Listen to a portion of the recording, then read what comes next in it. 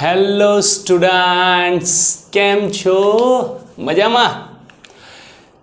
Chapter number 6 સ્વાધ્યાયના દાખલાનો આજે આ બીજો લેક્ચર, જેમાં આપણે સ્વાધ્યાયના 11 થી પાછળના દાખલા જોઈશું. 11 ની રકમ વાંચું છું કે એક પદાર્થને યામ પદ્ધતિની z અક્ષ પર ગતિ સીમિત રાખવા F જેટલું અચળ બળ લગાડવામાં આવે છે, જ્યાં F આપેલો છે. I, J, K એ અનુક્રમે x, y અને z અક્ષની દિશામાંના એકમ સદિશો છે. આ પદાર્થને z અક્ષ પર 4 મીટર અંતર સુધી ગતિ કરાવવા માટે આ બળો વડે કેટલું કાર્ય થયું હશે? ઓકે, અહીંયા એક શબ્દ વાપર્યો છે કે z અક્ષ પર 4 મીટર અંતર. मतलब कि આપણે એવું કહીએ કે આપણા માટે સ્થાનાંતર d કેટલું છે?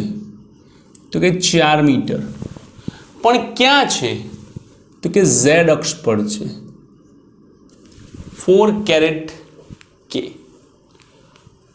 તો કરવું પડતું કાર્ય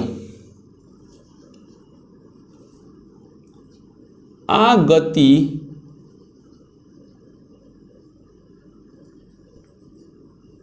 દરમિયાન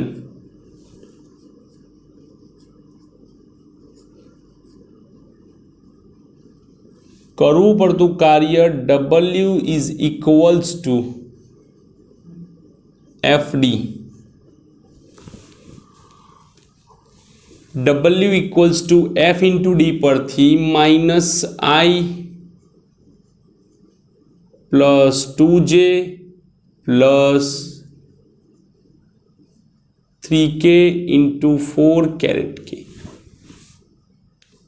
I dot K 0, J dot K 0, તો માત્ર K dot K થાય અને તે થાય 4 તરીને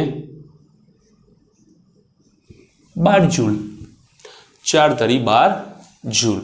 તો આ રહ્યો તમારો સ્વાધ્યાયનો 11મો દાખલો, એક નાનકડા MCQ જેટલો. ઓકે, લખી લો, ચલો ફટાફટ. સ્વાધ્યાયનો 12મો દાખલો રકમ વાંચું છું. કોસ્મિક કિરણોના એક પ્રયોગમાં એક ઇલેક્ટ્રોન અને એક પ્રોટોનની હાજરી જોવા મળે છે. કોસ્મિક રે એટલે અવકાશમાંથી આવતા કિરણો, જેમાં ઇલેક્ટ્રોનની ગતિ ઉર્જા 10 કિલો ઇલેક્ટ્રોન વોલ્ટ. અહીંયા જુઓ, અહીંયા લખ્યું છે KeV. કેનો મતલબ થાય છે કે kilo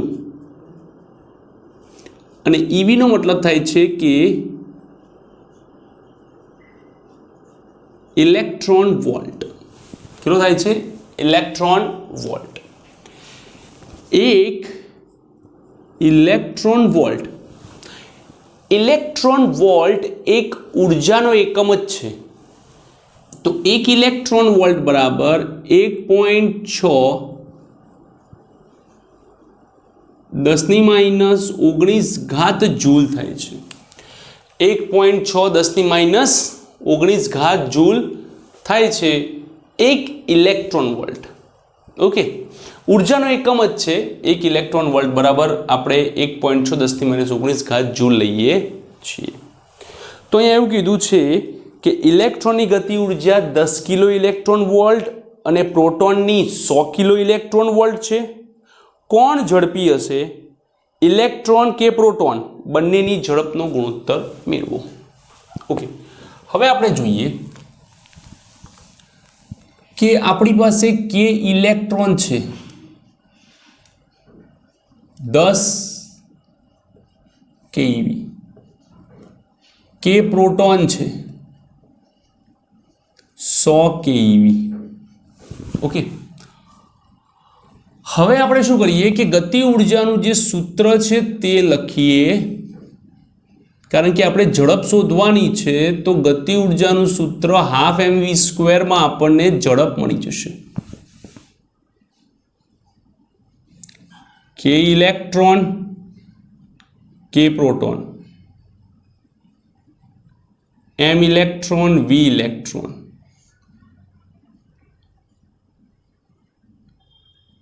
m proton v proton cancel. હવે mp ને ઉપર લઈ લો, me ને નીચે લાવો, ve square by vp square is equals to KEMP by KPME, VE by VP વર્ગમૂળ।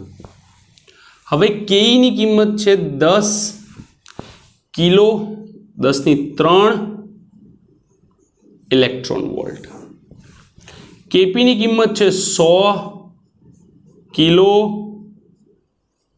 ઇલેક્ટ્રોન વોલ્ટ ગુણ્યા પ્રોટોન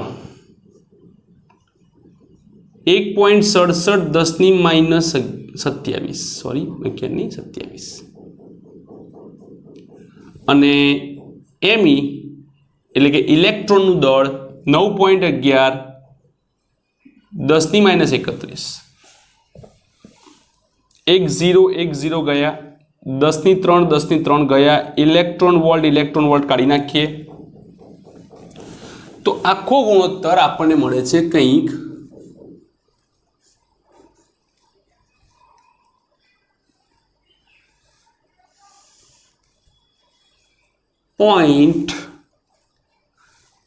0.01835 something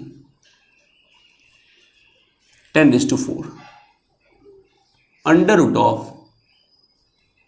183.5 तो આનો આન્સર આવે સમથિંગ 13. અહીંયા આપણે ગણતરી કરી દીધી છે 13.5 ગુણોત્તર મળી ગયો VE બાય VP માટે VE બરાબર 13.5 VP જેના પરથી ખબર પડે છે કે ઇલેક્ટ્રોનની ઝડપ એ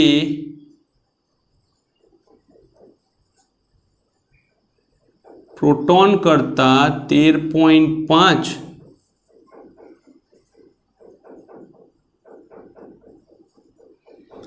ગણી વધારે છે,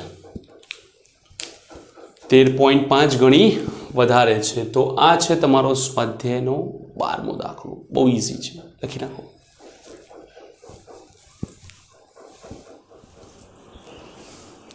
ચલો સ્વાધ્યાયનો 13મો દાખલો જોઈએ। શું કહે છે 13મો દાખલો? 2 મિલીમીટર ત્રિજ્યાનું વરસાદનું એક ટીપું 500 મીટરની ઊંચાઈ પરથી જમીન પર પડે છે। મતલબ કે જમીનથી 500 મીટર એક વાદળ છે અને વાદળમાંથી એક ટીપું નીચે આવે છે જેની ત્રિજ્યા માત્ર 2 મિલીમીટર છે। ઘટતા પ્રવેગથી હવાના શ્યાનતા અવરોધને કારણે આ શ્યાનતા અવરોધ શું છે? તો ચલો હું તમને એક નાનકડી ડિટેલ આપું। એક છરો લઈએ, એ છરાને પાણી ભરેલા પાત્રમાં નાખીએ એટલે છરો સળસળ તો નીચે આવી જશે। એ જ છરો આપણે ફરીથી બહાર કાઢીએ અને ગ્લિસરીનમાં નાખીએ તો છરો ધીમે ધીમે નીચે આવે છે। કારણ કે પાણી કરતાં ગ્લિસરીન ઘટ્ટ છે, જેના કારણે ગ્લિસરીન એ પદાર્થની ગતિનો વિરોધ કરે છે, આપણે જોઈ શકીએ છીએ। એવી જ રીતે જ્યારે કોઈ વસ્તુ હવામાં આવતી હોય તો હવાની સાપેક્ષે પાણી થોડું ઘટ્ટ હોય એટલે તેમાં ઝડપ ઘટી જાય। જેમ કે આપણે રેગ્યુલર ચાલતા હોઈએ અને કોઈક દિવસ બહુ જ વરસાદ પડ્યો હોય, ઢીંચણ જેટલું પાણી હોય ને આપણે ચાલવાનું થાય તો જોર પડે છે ને, એ જ વસ્તુ છે। એવી જ રીતે હવામાં પણ વાતાવરણની અંદર હવાના અણુઓ રહેલા છે અને હવાના અણુઓ પોતે આવી ગતિનો વિરોધ કરે છે, જેના કારણે આપણા કપડાને એ પાછળ તરફ ઉડે છે। જ્યારે વ્હીકલ ચલાવતા હોઈએ ને ત્યારે આપણા કપડાં પાછળ તરફ ઉડે છે। એનો મતલબ એ છે કે આપણી ગતિની વિરુદ્ધમાં કંઈક બળ લાગે છે, તો એ બળ આ ટીપું અનુભવે છે, જેને આપણે શ્યાનતા બળ કહીએ છીએ। વધારે ડિટેલ આપણે ચેપ્ટર નંબર 10માં જોઈશું।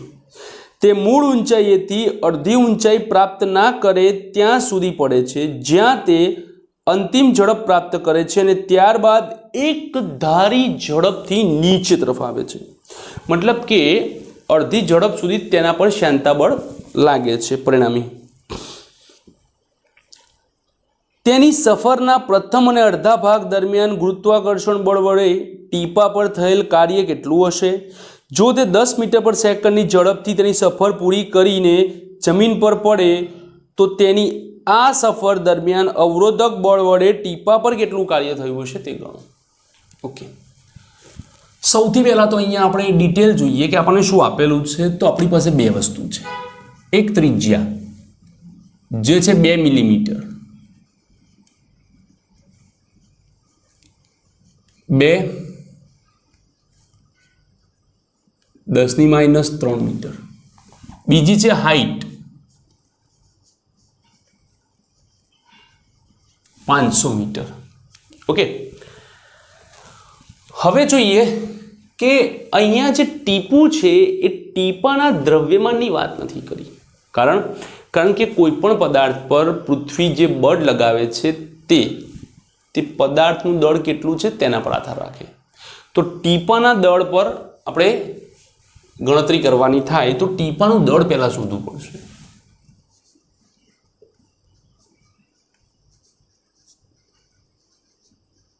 ટીપાનું દળ, હવે આપણને ખબર છે કે ઘનતા બરાબર દળ ભાગ્યા કદ, માટે દળ બરાબર ઘનતા ગુણ્યા કદ. ટીપાનું દળ m બરાબર ઘનતા ગુણ્યા કદ.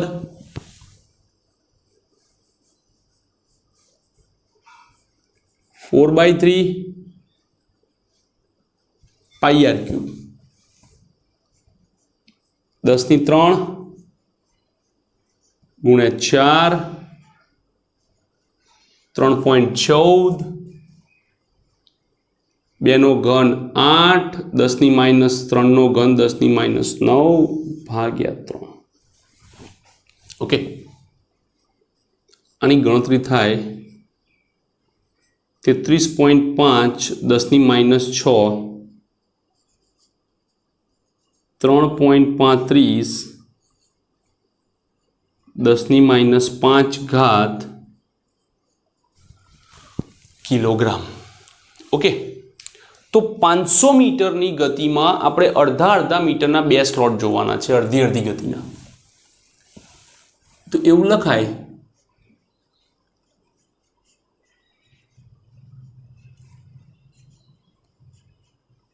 પ્રથમ 250 મીટર અંતર દ્વારા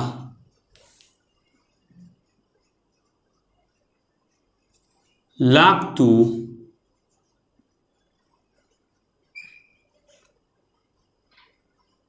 ગુરુત્વાકર્ષણ બળ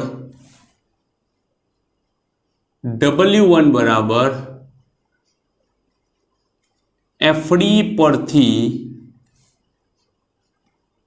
કેટલું બળ લાગે? mg h/2. m કેટલા? 3.35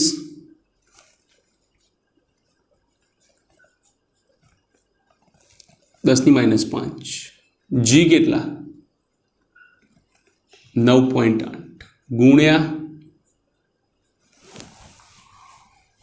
250.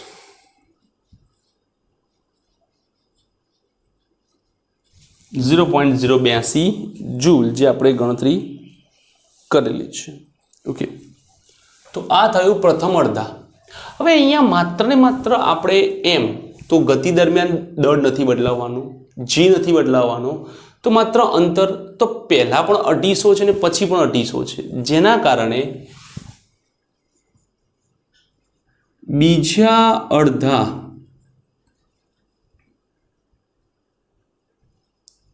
અંતર દરમિયાન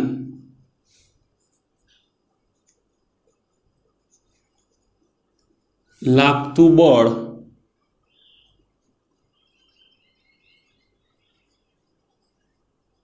.082 જૂલ. તો આમ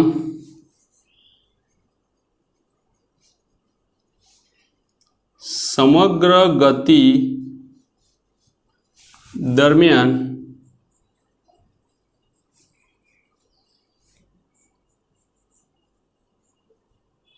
WG બરાબર W1 પ્લસ W2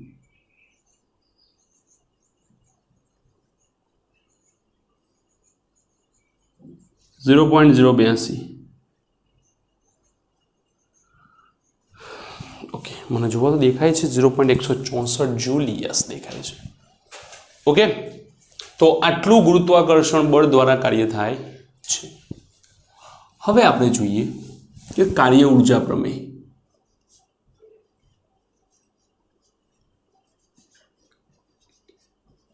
કારણ કે એને એવું કીધું છે કે જ્યારે તે જમીન પર આવે છે ત્યારે તેનો વેગ 10 મીટર પર સેકન્ડ છે તો કાર્ય ઊર્જા પ્રમેય પ્રમાણે W is equals to delta કે W કેટલા કાર્યો થાય તો કે ગુરુત્વાકર્ષણ નીચે ખેંચે એટલે કે WG અને અવરોધક બળ ઉપર તરફ ધક્કો મારે WR બે કાર્યો એક ગુરુત્વાકર્ષણનું અને એક અવરોધક બળનું ગતિ ઊર્જા KF minus KI WG plus WR KF half mv² minus 0 કેમ કારણ કે ટીપુ વાદળમાંથી મુક્ત પતન પામે છે અને મુક્ત પતન માટે ગતિ ઊર્જા શૂન્ય હોય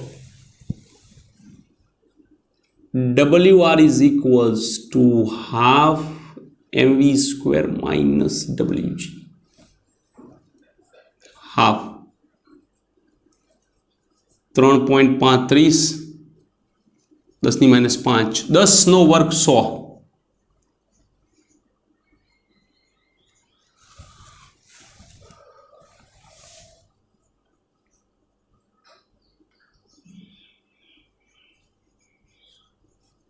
10⁻³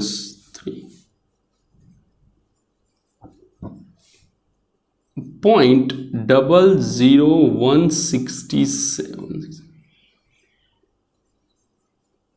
164 0.16 સમથિંગ 164 જૂલ બહુ ફરક પડતો નથી તો અવરોધક બળ વડે થયેલ કાર્ય 0.164 જૂલ જેટલું હોય છે એટલે કે ટીપુ માત્ર ને માત્ર અમુક જ ગતિ ઊર્જા ધરાવે છે હવે એક વાત કહું એ જરા ધ્યાનથી સાંભળો વાત એવી છે કે ધારો કે હવાનું અવરોધક બળ ના હોત તો આ જે ટીપુ 10 મીટર પર સેકન્ડથી જમીન પર આવે છે એ કેટલાથી આવતું વિચારો તમે વરસાદની અંદર બહાર નીકળવું પણ મુશ્કેલ થઈ જાય અને જો અચાનક બહાર હઈએ ને તો સંતાઓ પણ ભારે પડી જાય એટલી સ્પીડથી આવે ભલભલી વસ્તુઓ તોડી નાખે તો હવાનું અવરોધક બળ આપણને બચાવે છે એ ટીપાની ઝડપથી ઓકે તો આ રહ્યો તમારો સ્વાધ્યાયનો 13મો દાખલો લખી લો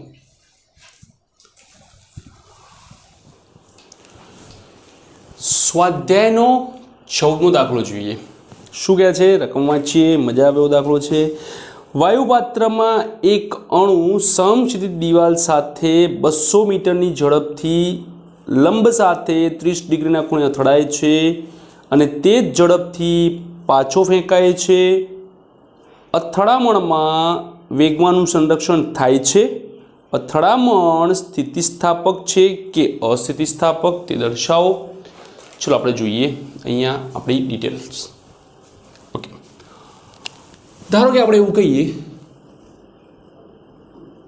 કે આ દિવાલ છે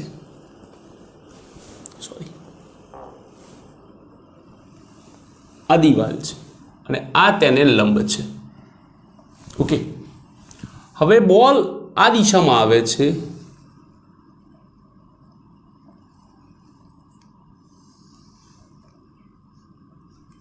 અને દિવાલ સાથે અથડાય છે અને રિબાઉન્ડ થાય છે અહીંયા તેની ઝડપ ધારો કે u છે અથડાઈને પાછો જાય છે ત્યારે પણ તેની ઝડપ તો કેટલી હોય છે? સેમ જ હોય છે. આ દિવાલ છે અને આ દિવાલ સાથેનો લંબ છે, જેની સાથે તે 30 ડિગ્રીનો કોણ બનાવે છે. સમાન ઝડપથી રિબાઉન્ડ થતી હોવાથી આ ખૂણો પણ 30 ડિગ્રીનો બની જશે. ઓકે, હવે જોઈએ આપણે. તો ગણતરી કોઈ છે નહીં, માત્ર વાત જ છે કે દિવાલનું જે દળ છે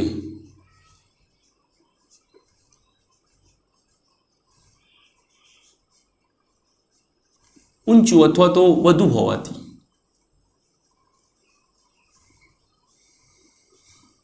દિવાલનું દળ વધુ હોવાથી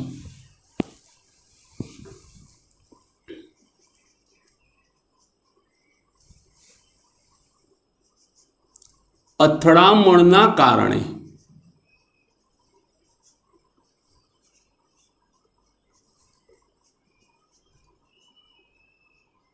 દિવાલને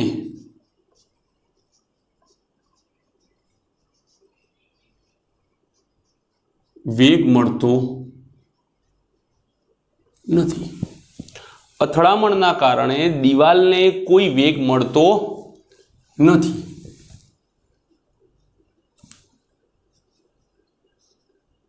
અણુ પણ તે ઝડપથી પરત ફરતો હોવાથી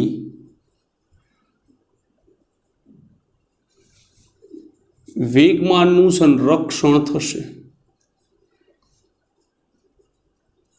સીધું છે કે વેગમાન બદલાતું નથી. પહેલા જે વેગમાન હતું તે જ વેગમાન પછી છે, કારણ કે ઝડપ સમાન છે.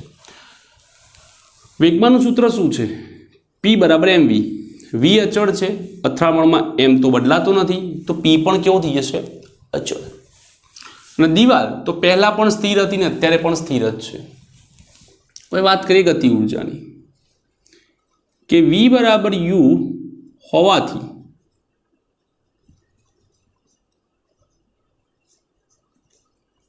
પ્રારંભિક અને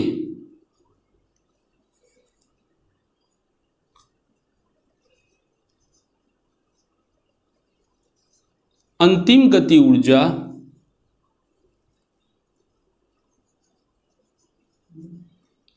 સમાન જ રહેશે. પ્રારંભિક અને અંતિમ ગતિ ઉર્જા એક સરખી રહેશે, ગતિ ઉર્જા બદલાશે નહીં. તો આથી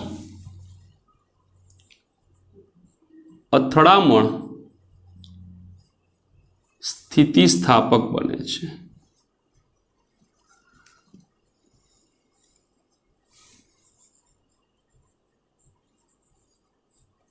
અથડામણ કેવી બને છે? સ્થિતિસ્થાપક બને છે. ઓકે, લખી લો સ્વાધ્યાયનો 14મો દાખલો. સ્વાધ્યાયનો 15મો દાખલો જોઈએ.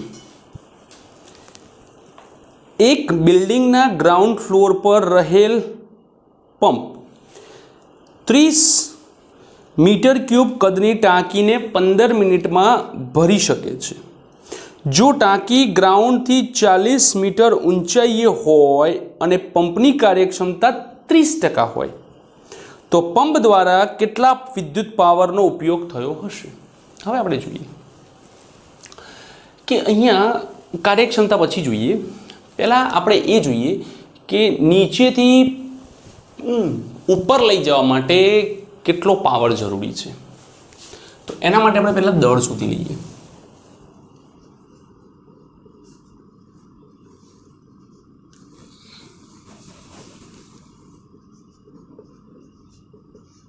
ટાંકીમાં ભરાતા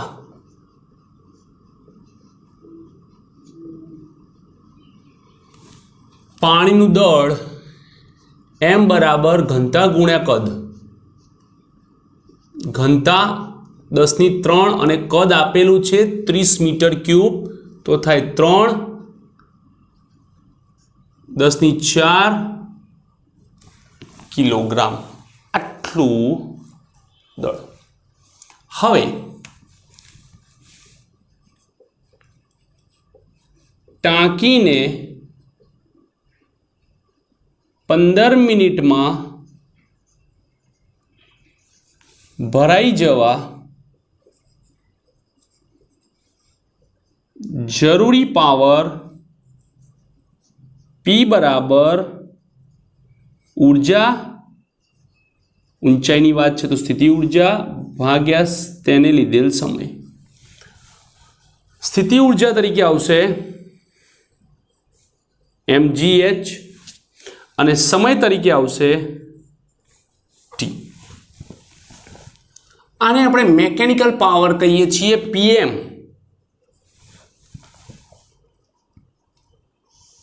કેટલું દળ છે? 3×10⁴. g કેટલા લઈએ? 10. કેટલી હાઈટ પર છે? 40 મીટર. સમય કેટલો છે? 15 મિનિટ. મિનિટને આપણે સેકન્ડમાં કન્વર્ટ કરવા હોય એટલે 60 વડે ગુણવા પડે.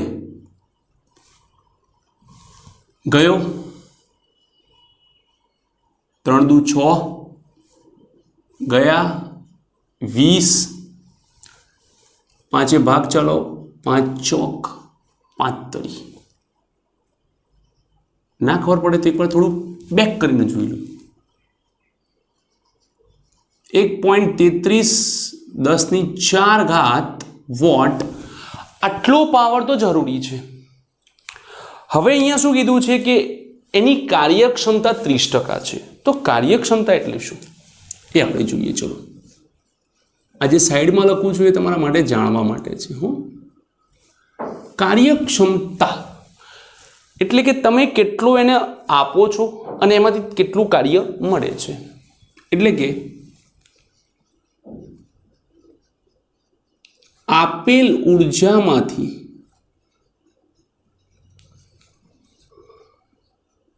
કેટલું કાર્ય મળે તેને, અથવા તો એવું કહેવાય કે આપેલ ઉર્જાને કેટલા કાર્યમાં ફેરવી શકે. આપેલ ઉર્જાને કેટલા કાર્યમાં ફેરવી શકે તેને પણ કાર્યક્ષમતા કહેવાય. કાર્યક્ષમતાનું સૂત્ર બહુ જ સાદું છે.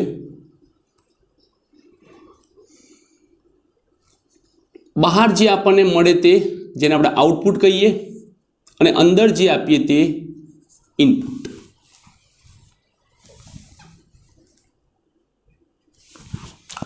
તો અહીંયા કાર્યક્ષમતાનું સૂત્ર થાય ઈટા.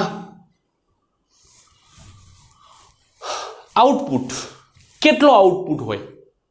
તો આઉટપુટ શું છે? તો આઉટપુટ છે કે મોટરને પાણી ચડાવવું છે, એટલે કે યાંત્રિક પાવર.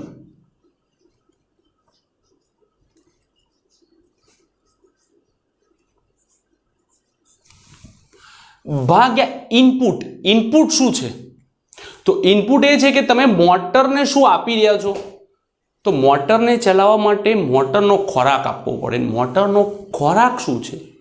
ઇલેક્ટ્રિસિટી, વિદ્યુત પાવર.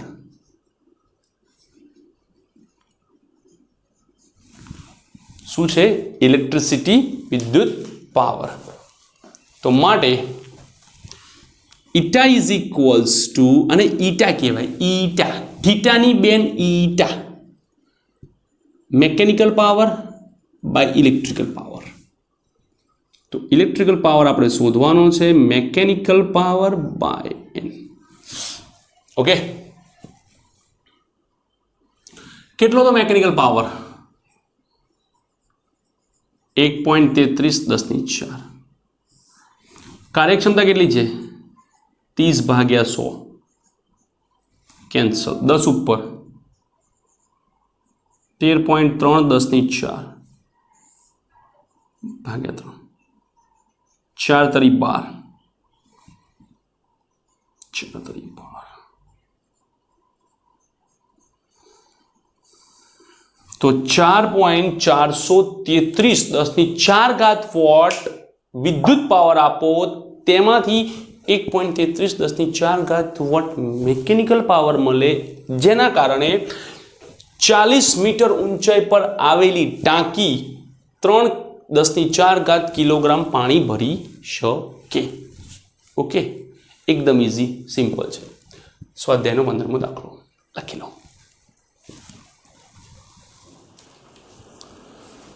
સ્વાધ્યાયનો 16મો દાખલો શું કહે છે?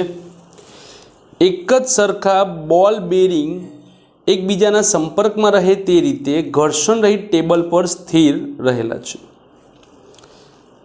જેમને તેટલા જ દળનું v જેટલી ઝડપથી ગતિ કરતું બોલ બેરિંગ સમ્મુખ એટલે કે હેડ ઓન અથડાય છે. જો અથડામણ સ્થિતિસ્થાપક હોય તો અથડામણ બાદ નીચે આપેલી કઈ આકૃતિનું પરિણામ શક્ય છે? ઓકે, આ અથડામણ પહેલાની વાત છે કે આ બે સ્થિર છે, એક v વેગથી આવે છે ને અથડાય છે. તો થશે શું કે આ બેની જે ગતિ ઉર્જા છે તે શૂન્ય છે. તો લખાય કે અથડામણ પહેલાની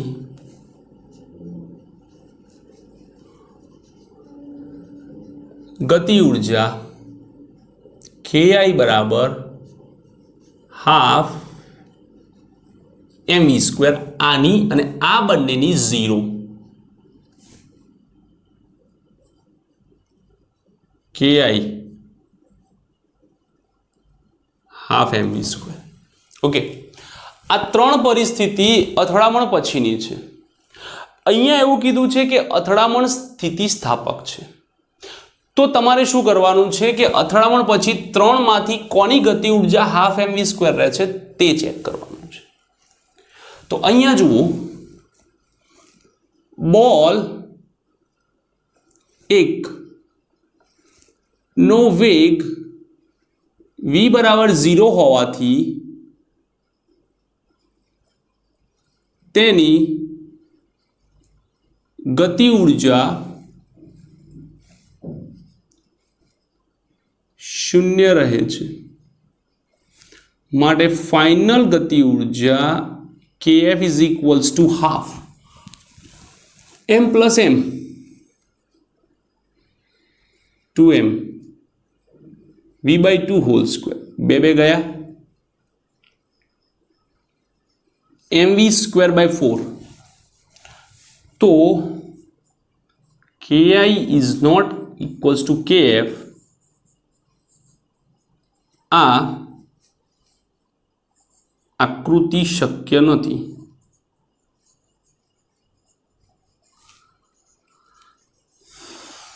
હવે અહીંયા જોઈએ,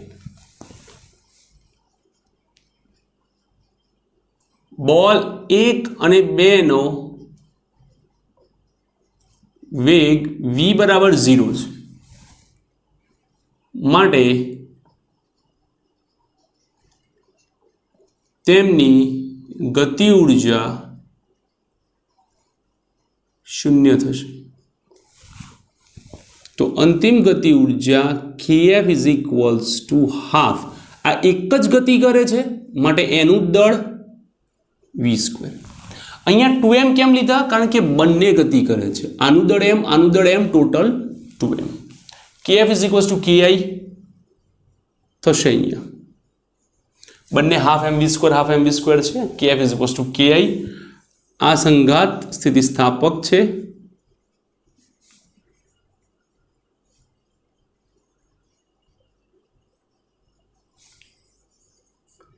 માટે આ આકૃતિ શક્ય છે.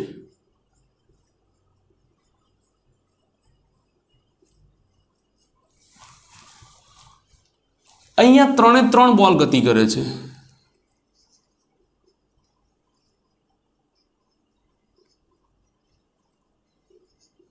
બોલ ગતિ કરે છે માટે અંતિમ ગતિ ઉર્જા 3 નું દળ 3m, m નો વર્ગ વેગનો v²/9. 3 તરી 9, 3 દુ 6, 1/6 mv². ki is not equals to kf. માટે આ આકૃતિ શક્ય નથી।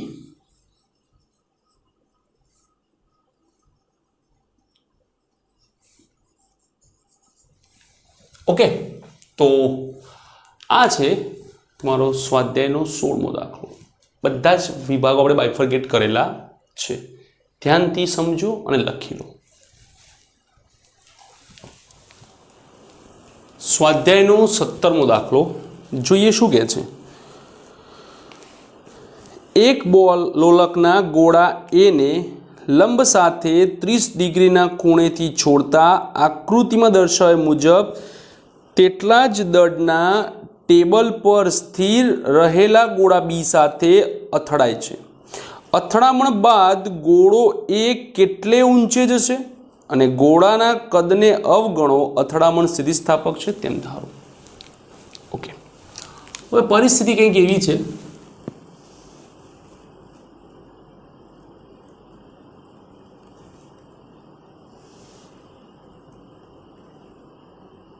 આ ગોળો એ છે, બરાબર, આ 30 ડિગ્રી છે,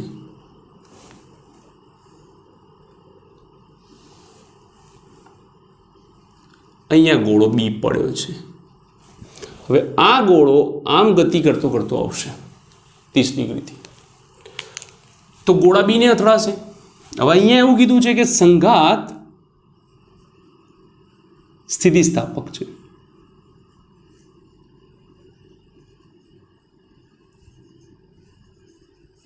જેથી ગોળો હવે સંઘાત સ્થિતિસ્થાપક હોય તો અથડામણ થાય એટલે એમની વચ્ચે ઉર્જાની આપલે થાય।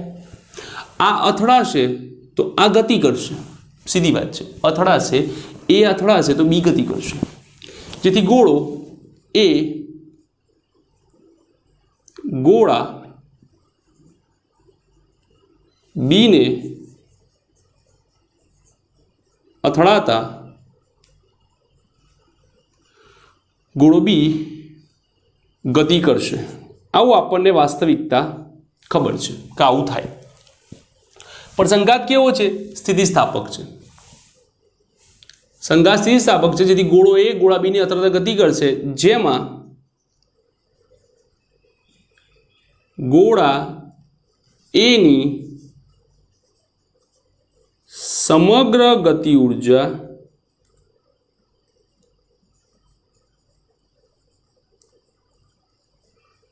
ગોળા બીને મળશે અને ગોળો એ સ્થિર થઈ જશે અને ગોળો એ શું થઈ જશે? સ્થિર થઈ જશે। ઓકે, તો ગોળો એ કોઈ પણ પ્રકારની હાઈટ કવર નહીં કરી શકે, કારણ કે જેવો અથડાશે એટલે ગોળો બી ગતિમાં આવશે, વાત તો નક્કી છે। બે અલગ અલગ ગતિ કરે ને ગતિ ઉર્જા આવે એવું શક્ય નથી, કારણ કે સંઘાત સ્થિતિસ્થાપક છે, એટલે ગોળો એ બીને અથડાશે, એ સ્થિર થશે અને બી ગતિ કરશે।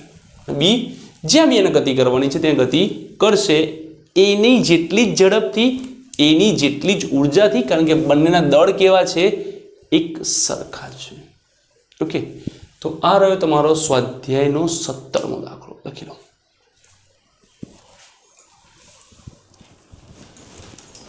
સ્વાધ્યાયનો 18મો દાખલો જોઈએ।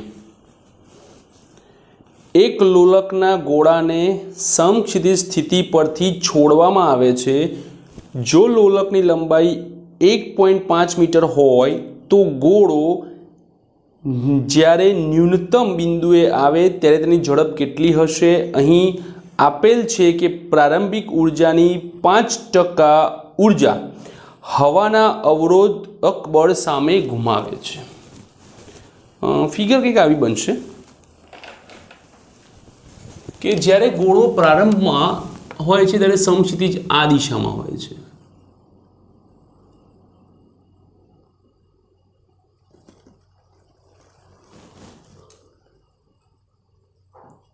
1.5 મીટર લંબાઈ, એ ગોળો અહીંયા આવે છે,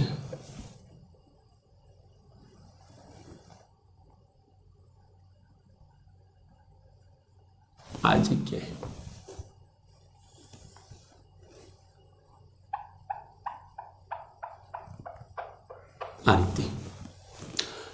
અહીંયા ગોળો સ્થિર છે માટે ગતિ ઉર્જા કેવી થઈ જાય? શૂન્ય. માત્ર ને માત્ર શું મળે? સ્થિતિ ઉર્જા mgh. આ બોટમ લેવલ છે જ્યાં h બરાબર કેવું થાય? 0. આ બોટમ લેવલ છે માટે u બરાબર શું થાય? 0 અને ગતિ ઉર્જા k બરાબર ½ mv². તો આના પરથી આપણે દાખલો ગણીએ કે જ્યારે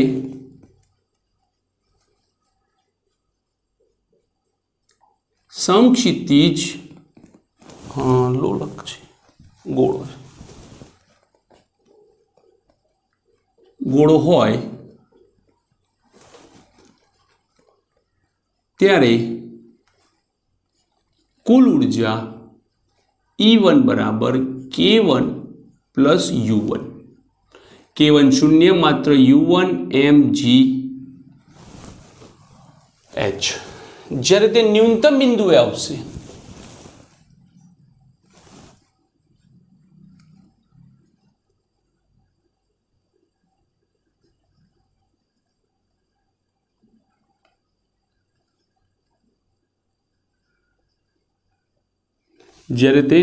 બિંદુએ આવશે ન્યૂનતમ એટલે સૌથી નીચેના, ત્યારે h બરાબર 0. માટે એના પરથી આપણે એવું કહીએ E2 બરાબર K2 plus U2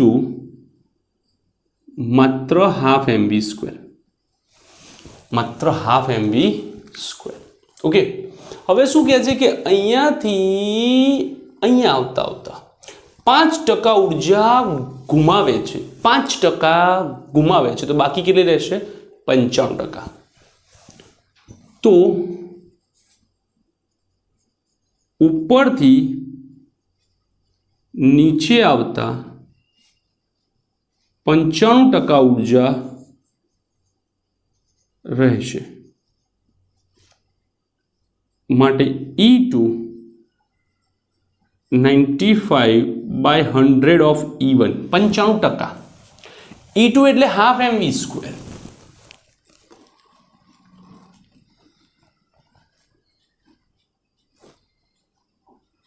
(95/100) multiply mgh. આ m ગયા, આ બેને ઉપર જવા દો. 190/100 gh. 19 × 10 × 1.5 ભાગ્યા 10. કેન્સર. ઓકે. તો માટે v બરાબર √19 × 5.23 સમથિંગ આવે છે. ગણેલો છે 5.3 મીટર પર સેકન્ડ ઝડપ મળશે. કેટલી મળશે? 5.3 મીટર પર સેકન્ડ. આ છે v². એનું વર્ગમૂળ લીધું √19 × 1.5 5.3. તો આ રહ્યો તમારો સ્વાધ્યાયનો 18મો દાખલો. લખી લો. સ્વાધ્યાયનો 19મો જોઈએ. 300 કિલોગ્રામ દળની એક લારી 25 કિલોગ્રામ રેતીનો કોથળો લઈને ઘર્ષણ રહિત રસ્તા પર 27 કિલોમીટર/અવરની એક ધારી ઝડપથી ગતિ કરે છે. થોડા સમય પછી રેતી એક કાણામાંથી 0.05 કિલોગ્રામ/સેકન્ડના દરે બહાર નીકળે છે અને લારી પર ઢોળાવા માંડે છે. રેતીનો સંપૂર્ણ કોથળો ખાલી થઈ જાય ત્યારે લારીની ઝડપ કેટલી હશે? અહીંયા આપણે ખાલી બે વસ્તુ ટાર્ગેટ કરીએ. એક તો એવું લખ્યું છે કે 0.05 કિલોગ્રામ/સેકન્ડના દરે નીકળીને લારીના તળિયા પર જ ઢોળાય છે. મતલબ કે રેતી નીચે પડતી જ નથી, લારીમાંથી બહાર આવતી જ નથી, રેતી લારીમાં જ રહે છે. તો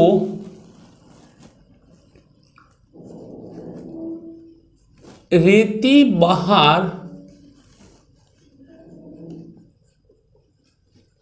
નીકળ્યા બાદ લારી પ્લસ રેતી થી બનતા તંત્રનું દળ બદલાતું નથી, કારણ કે રેતી ત્યાંની ત્યાં જ રહે છે, અને બાહ્ય બળ પણ ન હોવાથી વેગમાં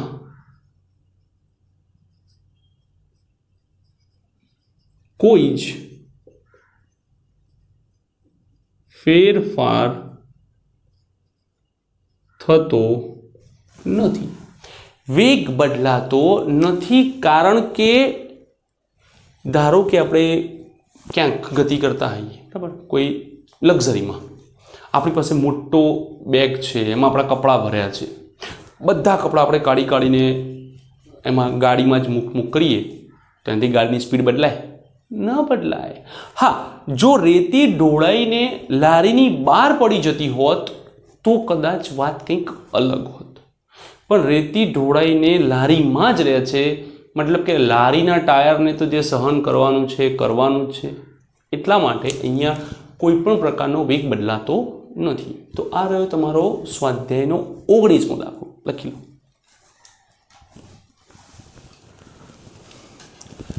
સ્વાધ્યાયનો 20મો દાખલો. 0.5 કિલોગ્રામનો એક પદાર્થ સીધી રેખામાં વેગ v બરાબર a x⁵3/2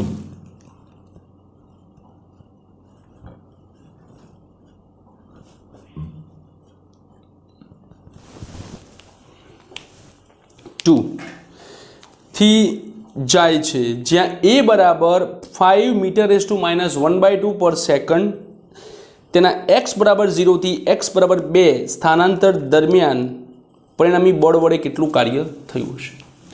અહીંયા સ્થાન બદલાય છે તો વેગ પણ બદલાશે, જેથી ગતિ ઉર્જાનો ફેરફાર મળશે. તો આપણે એક કામ કરીએ, x બરાબર 0 પાસે ગતિ ઉર્જા k0 હાફ mv² બરાબર a² 0, x બરાબર 0 માટે 0, અને પછી x બરાબર 2 મીટર પાસે k બરાબર half mv² a x⁵3/2 whole square 1/2 m a² x. આ બે કેન્સલ થાય. કેવી રીતે? તો આ બે જે છે તે બંનેને મળે એટલે a² x⁵3/2 નો સ્ક્વેર, 2 કેન્સલ, x⁵3. કેટલા કિલોગ્રામ દળની વાત ચાલી રહી છે? તો 0.5 એટલે કે 1/2, a બરાબર 5 એનો વર્ગ 25 2 નો ઘન. ઓકે, ચલો, k ઇઝ ઇક્વલ્સ ટુ 25 × 8/4 બરાબર થાય 50 જૂલ. કેટલું થાય? 50 જૂલ. તો માટે કાર્ય ઊર્જા પ્રમેય પરથી W is equals to delta k બરાબર k માઇનસ k0.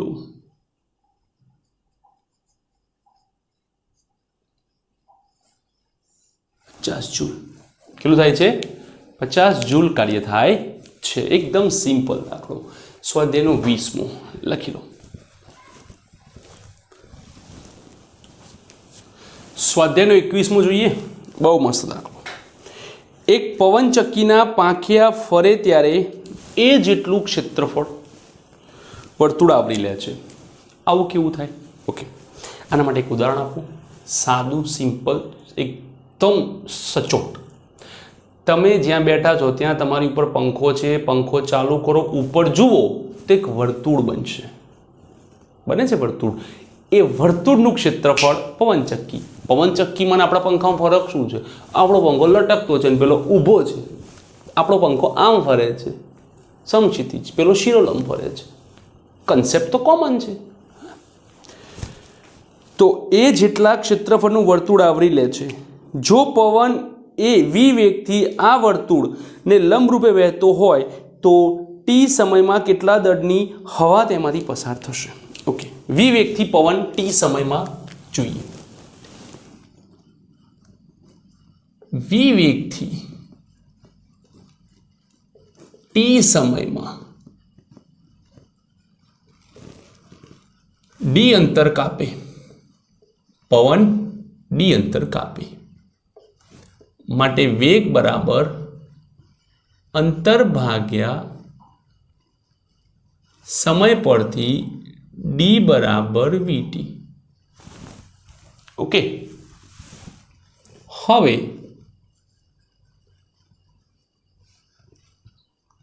આવરી લેવાતી હવાનું દળ ઘનતા ગુણ્યા કદ ક્ષેત્રફળ ગુણ્યા પહોળાઈ, રો એ વીટી, આટલું દળ તે આવરી લે છે. ઓકે, હવે આપણે આગળ જોઈએ. હવાની ગતિ ઉર્જા કેટલી હશે? આ થઈ ગયો તમારો એ, આ થઈ ગયો તમારો બી.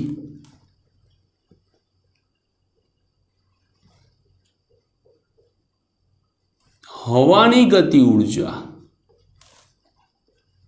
K is equals to half mv square.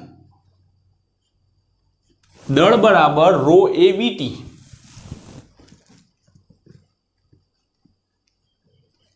into v square. half rho a v cube t આટલું થાય છે હવાની ગતિ ઉર્જાનું મૂલ્ય. ધારો કે પવનચક્કી પવન ઉર્જાની 25% ઉર્જાનું વિદ્યુત ઉર્જામાં રૂપાંતર કરે છે તો ઓકે, તો હવે આપણે જોઈએ. તો અહીંયા શું માંગ્યું છે એમને? તો કેટલો વિદ્યુત પાવર ઉત્પન્ન થશે. ઓકે, હવે આપણને ખબર છે કે ઉર્જા ભાગ્યા સમય એટલે પાવર થાય K/T, હાફ રો એ વી ક્યુબ. ગતિ ઉર્જા ભાગ્યા સમય, ઉર્જા ભાગ્યા સમય એટલે કે યાંત્રિક પાવર P મેકેનિકલ. ઓકે, પવનચક્કીનું કાર્ય શું છે? તો કે પવનચક્કીનું કાર્ય છે પવન લેવાનો, ફરવાનો અને વિદ્યુત આપવાનો. ઓકે, શું લે છે? પવન, ગતિ ઉર્જા, આ યાંત્રિક કાર્ય. તેમાંથી શું આપે છે? તો વિદ્યુત પાવર. તો કાર્યક્ષમતાનું સૂત્ર આપણને ખબર છે,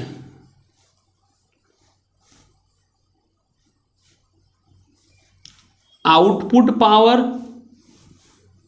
ભાગ્યા ઇનપુટ પાવર. આઉટપુટ પાવર શું છે? તો કે ઇલેક્ટ્રિક. ઇનપુટ પાવર શું છે? તો કે મેકેનિકલ. તો ઉપર લઈ જાઓ, પી ઇલેક્ટ્રિકલ બરાબર ઈટા પી મેકેનિકલ.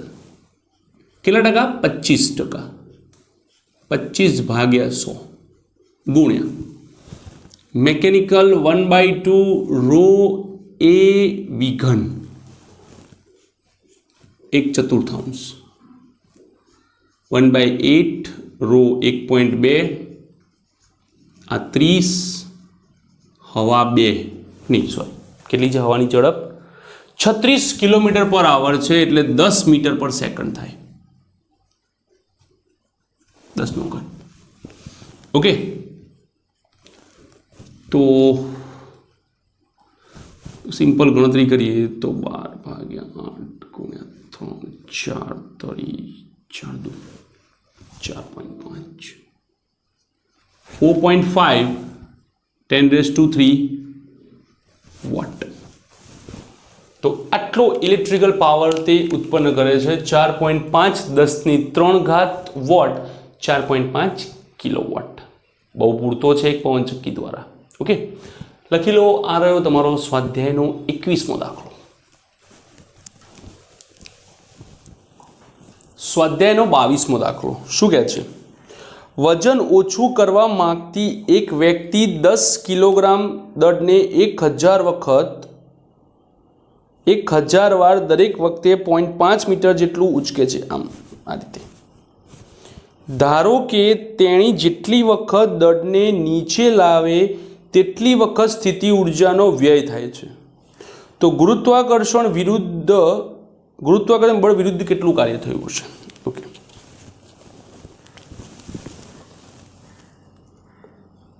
તો ગુરુત્વાકર્ષણ વિરુદ્ધ કાર્ય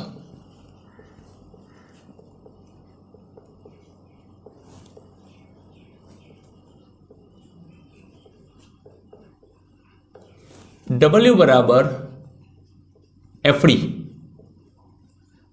F એટલે બળ, D એટલે અંતર. એક વારનું FD તો એવું કેટલી વાર? 1000 વાર NFD. ધ્યાનથી જુઓ, એક વાર તે ઉપર લઈ જાય એટલે FD જેટલું કાર્ય થાય, એવું તે 1000 વાર ઉપર લઈ જાય છે.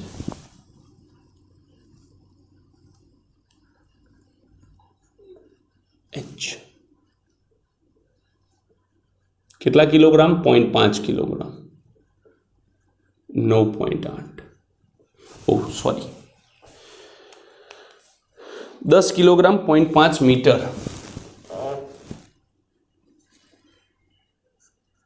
1/2. 4.9 10⁴ જૂલ જેટલું ગુરુત્વાકર્ષણ વિરુદ્ધ કાર્ય થાય છે. હવે શું કહે છે? ખોરાકમાંથી કિલોગ્રામ દીઠ 3.8 10⁷ જૂલ ઉર્જા મળે છે. એટલે કે 1 કિલોગ્રામ ખોરાક ખાય તો એમાંથી 3.8 10⁷ જૂલ ઉર્જા એ મેળવે છે, જેનું યાંત્રિક ઉર્જામાં રૂપાંતરણ 20% કાર્યક્ષમતાના દરે થાય છે. મતલબ કે 3.8 10⁷ માંથી 20% યાંત્રિક ઉર્જામાં રૂપાંતરણ થાય. તો યાંત્રિક ઉર્જા એ 20% છે કોના? 3.8 10⁷ ના. 20/100 3.8 10⁷. કેન્સલ. 7.6 10⁶ જૂલ પ્રતિ કિલોગ્રામ દીઠ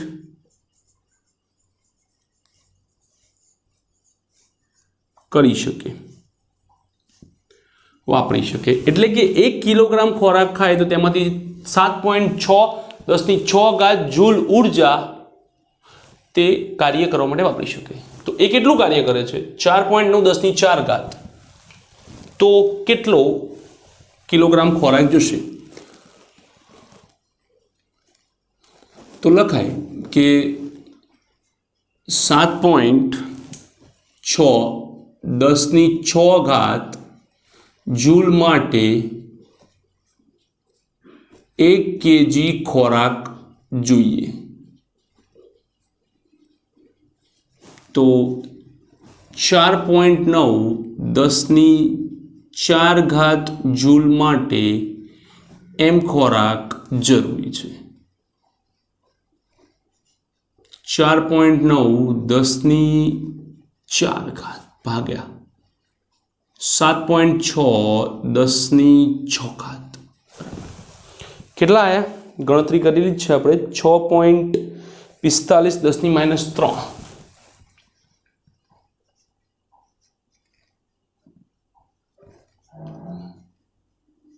માત્ર 6.45 ગ્રામ ખોરાક ખાઓ તો તમે 10 કિલોના ડમ્બેલ્સને ઉચકી શકો, પણ તમારી કાર્યક્ષમતા 20% હોવી જોઈએ. ઓકે, તો પહેલાં આપણે શું કર્યું, તો ગુરુત્વાકર્ષણ બળ વિરુદ્ધ કેટલી ઉર્જા આપણે આપીએ છીએ, કેટલું કાર્ય કરીએ છીએ તે શોધ્યું. હવે એવું કીધું છે કે ખોરાકમાંથી 20% યાંત્રિક ઉર્જામાં રૂપાંતરણ થાય છે, એટલે આપણે યાંત્રિક ઉર્જા શોધી જે આપણને દર કિલોગ્રામ દીઠ મળી. તો આટલી ઉર્જા માટે 1 કિલોગ્રામ ખોરાક ખાવો પડે, તો આપણે આટલું કાર્ય કરવું છે, તો કેટલો ખોરાક, તો 6.45 ગ્રામ ખોરાક ખાવાથી આપણે આટલું કાર્ય કરી શકીએ છીએ. ઓકે, તો આ રહ્યો તમારો સ્વાધ્યાયનો 22મો દાખલો. ફટાફટ લખી લો. સ્વાધ્યાયનો 23મો દાખલો અને છેલ્લો દાખલો જોઈએ. એક કુટુંબ 8 કિલોવોટ પાવરનો ઉપયોગ કરે છે. સમક્ષિતિજ સપાટી પર સૂર્ય ઉર્જા સીધી જ 1 ચોરસ મીટર દીઠ 200 વોટ જેટલા સરેરાશ દરથી આપાત થાય છે, એટલે કે 1 ચોરસ પર 200 વોટથી આપાત થાય છે. જો આની 20% ઉર્જાનું ઉપયોગ વિદ્યુત ઉર્જામાં રૂપાંતરણ થઈ શકતું હોય તો 8 કિલોવોટ મેળવવા માટે કેટલું ક્ષેત્રફળ જોઈએ? આ ક્ષેત્રફળને સામાન્ય રીતે જોવા મળતા ઘરના છાપરાના ક્ષેત્રફળ સાથે સરખાવો. ઓકે, હવે આપણે જોઈએ કે 200 વોટ આપાત પ્રકાશ ઉર્જા નું 20% વિદ્યુત પાવર માં રૂપાંતરણ થાય છે.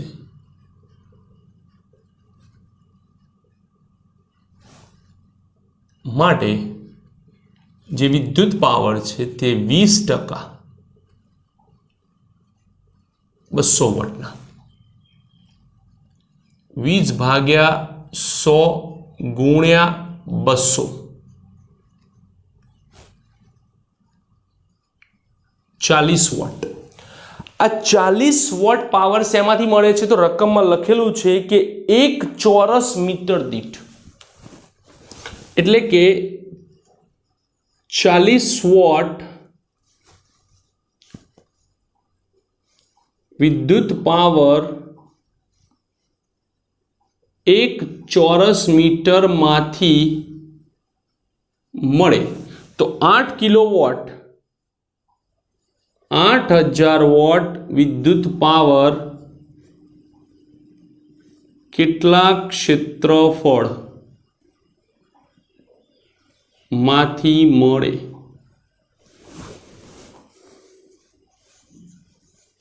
8000 ભાગ્યા 40 200 મીટર સ્ક્વેર. હવે ધારો કે આપણું જે ધાબુ છે તે ચોરસ છે, તો ચોરસનું ક્ષેત્રફળ થાય L સ્ક્વેર.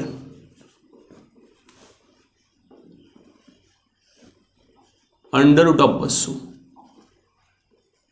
14.14 મીટર, એટલે કે સામાન્ય ધાબુ